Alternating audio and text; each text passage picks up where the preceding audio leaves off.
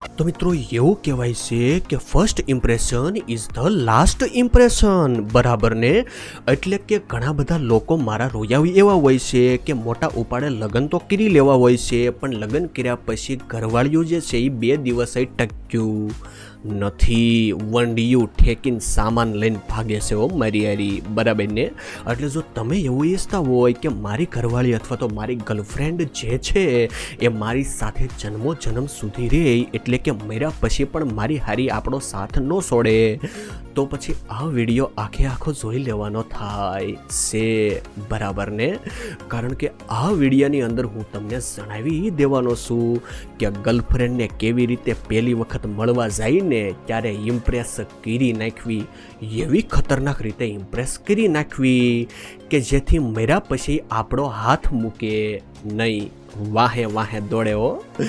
તો શું તમે આ ચેનલ ઉપર નવા આંટો ફેરા કરવા આવી જશો તો મારા રોયા વાટ હેની જોવો છો?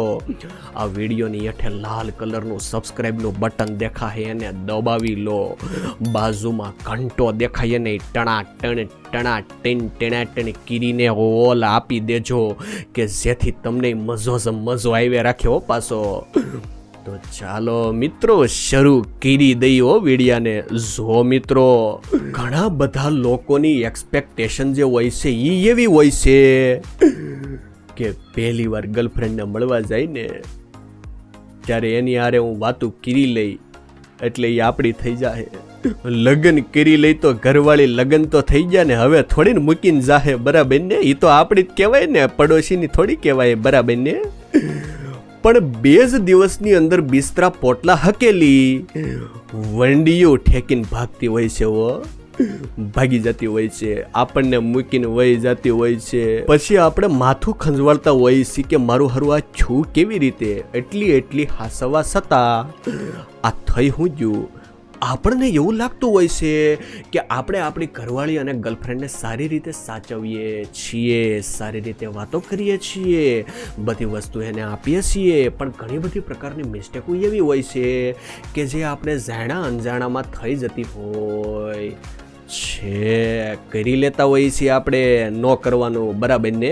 પછી આવા દિવસો ભોગવવાના વારા આવતી ના હોય છે, પછી ભાગી જતી હોય છે આપણને મૂકીને, અને આપણે વાંઢા એમનેમ ઘરે બેઠા કપડાને ઇસ્ત્રીઓ કરતા હોય છે, કોઈ સાથ આપવા વાળું રહેતું નથી, બરાબર ને?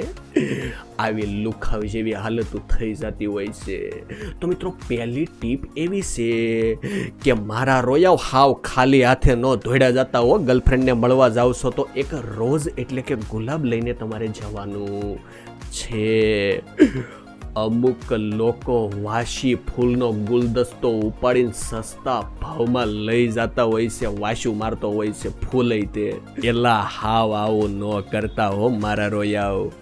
ગુલદસ્તો ન લઈ જાવ તો હાલ છે, એક રોઝ એટલે કે ગુલાબનો છોડવો તો લઈ જવાના, એક ફૂલ તો લઈ જાવ, એને આપો એવું ફૂલ જે મોંઘા ભાવનું હોય, થોડું સસ્તું લેવાના ચક્કરમાં બીજા કલરના ફૂલ જે છે એ કાળા ને ધોળા ને પર્પલ કલરના નો પકડાવી દેતા હો મારા રોયાવ. એક ગુલાબનું ફૂલ જે છે એ કાફી છે, એક મસ્ત મજાનું મોંઘા ભાવનું ગુલાબનું ફૂલ તમારે એને આપવાનું છે, એટલે ઇમ્પ્રેસ થઈ જશે, બરાબર ને? બીજી ટીપ એવી છે કે અમુક લુખાવ મારા રોયાવ એવા હોય છે કે જે મન ફાવે એમાં આંખમાં આંખ નાખીને ઘૂરીને ગમે એવી વાતો કરતા હોય છે મારા રોયા. તમારે છોકરીની આંખોમાં આંખ નાખી અને વાતો તો કરવાની છે, પણ તમારે 1-2 સેકન્ડ માટે આવી રીતે સાઈડમાં જોતા વાતો કરવાની છે, પાછું તમારે આંખમાં જોવાનું છે અને સ્માઇલ હંમેશા મોઢા ઉપર રાખવાની છે. તમારે આવી રીતે ગાંડા ઢોરની ઘોડી ઘૂરતા ન રહેવાનું હો પાછું, નહીતર એને નહીં ગમે, હાવ આવું ન હોય. અરે કાંઈક તો શીખો મારા રોયાવ. ચેનલને સબસ્ક્રાઈબ કરી લેજો રોયાવ. બીજી વસ્તુ એવી છે કે તમારે છોકરીને સાંભળે રાખવાનું છે. એ ગમે એવી વાતો કરે જે તમને ન પસંદ હોય તોય તમારે સાંભળીએ રાખવાની છે.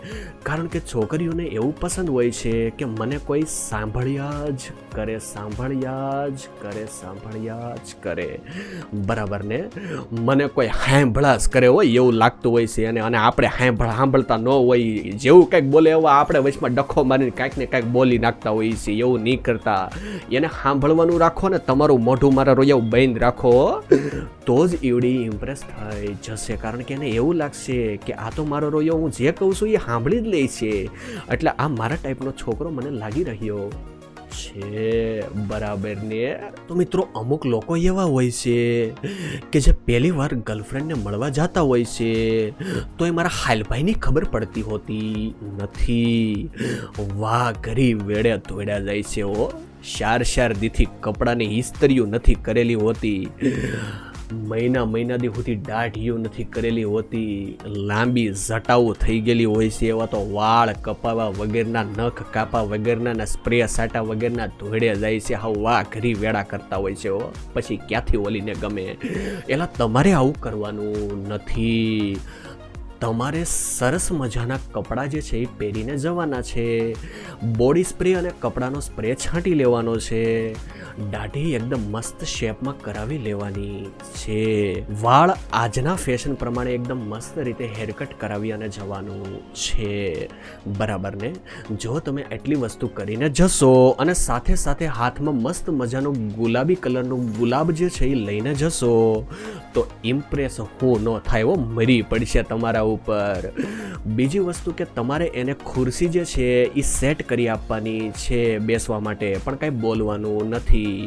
ઘરે આવો તો દરવાજો તમારે એના માટે ખોલી દેવાનો રહેશે. જો તમે ફોર વ્હીલની અંદર એને બેસાડવા માંગતા હોય તો ફોર વ્હીલનો દરવાજો તમારે ખોલી અને એને અંદર બેસવા માટે ઈશારો કરવાનો રહેશે, બરાબર ને.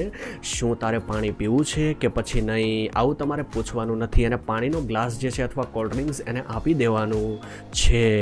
એટલા માટે વગેરે પૂછે તમે આવી બધી વસ્તુ કરી નાખશો તો એને મજો જ મજો આવે રાખશે. એ સમજશે કે મારી કેટલી કેર કરે છે. આ બધી નાની નાની વસ્તુ એટલી ઇમ્પોર્ટન્ટ હોય છે કે એની વાત જવા દો. પણ અમુક લોકો લુખા વેડા કરવામાંથી ઉછીના આવતા નથી, દોડાયા એને મન ફાવે એવું ઝલકાવતા હોય છે. મારા આ બધી વસ્તુ કરતી વખતે તમારે બહુ વધારે પડતું સિરિયસ થવાનું નથી કે ખોટું કામ નથી કરવાનું, ખોટું બોલવાનું નથી કે ઓવર કોન્ફિડન્ટમાં નથી આવી જવાનું હો. નહીંતર એને એમ થાય કે આ મારો રોયો મને દેખાડવા હાટો આ બધી વસ્તુ કરે છે, બરાબર ને. કારણ કે એ છોકરી નાનું એવું છોકરું ગીગલું નથી, મોટી થઈ ગઈ છે, હોય ઢાંઢા જેવડી છે.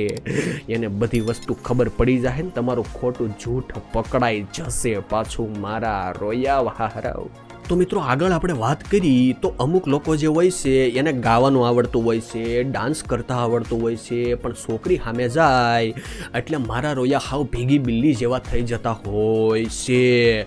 એટલે કે બહુ બી જતા હોય છે, પરસેવા છૂટી જતા હોય છે. જિંદગીમાં પહેલી વાર છોકરીની પાસે જઈને વાતો કરી નાખતા હોય છે. આખી જિંદગી તો વાંઢીના ઘરની અંદર ટૂંટિયું વાળીને ખૂણામાં પડ્યા રહેતા હોય છે. વાહ પહેલી વાર આવું હોય ને એટલે પછી પરસેવા છૂટતા હોય છે ને બીકું લાગતી હોય છે. એટલે એને આવડતું ઘણું બધું હોય છે પણ સામે કરી શકતા નથી. તમારે એવું બિલકુલ કરવાનું નથી.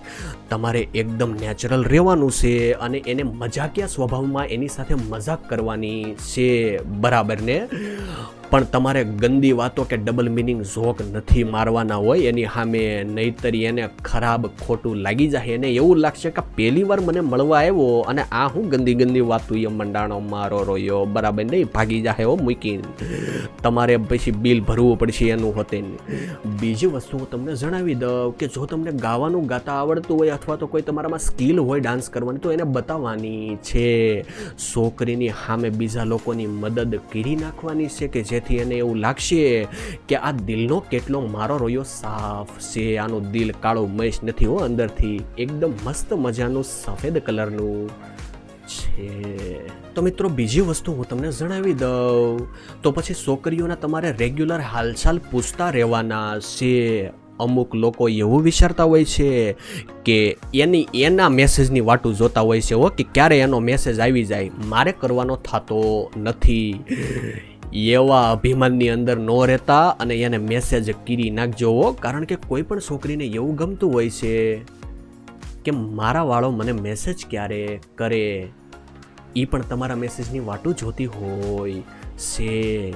એને પણ ગમતું હોય છે કે આ મને મેસેજ કરે, અને જો તમે મેસેજ કરશો તો એને એવું લાગશે કે આ મારી કેટલી કેર કરે છે. એના હાલચાલ તમારે પૂછતા રહેવાના છે. જો એ બીમાર થઈ જાય તો તમારે એની ટોટલ કેર કરવાની છે.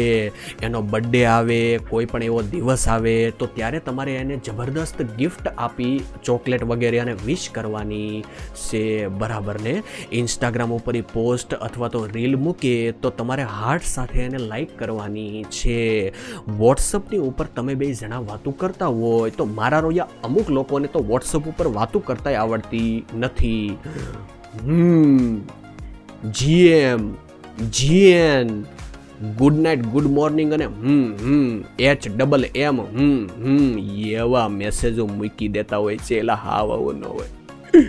તમારે બધું શોર્ટકટમાં જ પતાવવાનો વિચાર લાગે. એલા હાવ આવું ન હોય. ગુડ મોર્નિંગ તમે લખો તો ખાલી GMની જગ્યાએ આખું ગુડ મોર્નિંગ લખવાનું છે. અને એવા મેસેજ તો કોઈ દી ન કરતા હો મારા રોયાઓ. તમારે એની યારે મજાકિયા અંદાજની અંદર એવા ઇમોજી લવના મોકલી મસ્ત રીતે આખા મેસેજ લખીને વાતો કરવાની છે. જેથી એને એવું નહીં લાગે કે આ મારો હારો કરીને આની પાસે ટાઈમ નથી, પરાયણનું થતું હોય એવું લાગે હો. જો તમે આખા મેસેજ મોકલશો તો એને એવું લાગશે કે આની પાસે પ્રોપર ટાઈમ છે અને મને ટાઈમ આપે છે. બરાબર ને? તો મિત્રો જો આટલી વસ્તુ તમે કરશો તો એ જિંદગીભર માટે તમારી થઈ જશે. તમને મૂકીને તમારા મર્યા પછી ક્યાંય તમને છોડીને જશે નહીં. ઇમ્પ્રેસ થઈ જશે ખતરનાક રીતે મારા રોયા. તો મિત્રો શું તમારે આવા જ પ્રકારના વધુમાં વધુ વિડીયો પાછા જોઈ નાખવા છે? તો હું બનાવી નાખીશ. ચેનલને સબસ્ક્રાઈબ કરી લો ને મારા વાલા. બરાબર ને? તો ચાલો મિત્રો મળીએ કોઈ બીજા એક ખતરનાક વિડીયોની અંદર. ત્યાં સુધી ધન્યવાદ.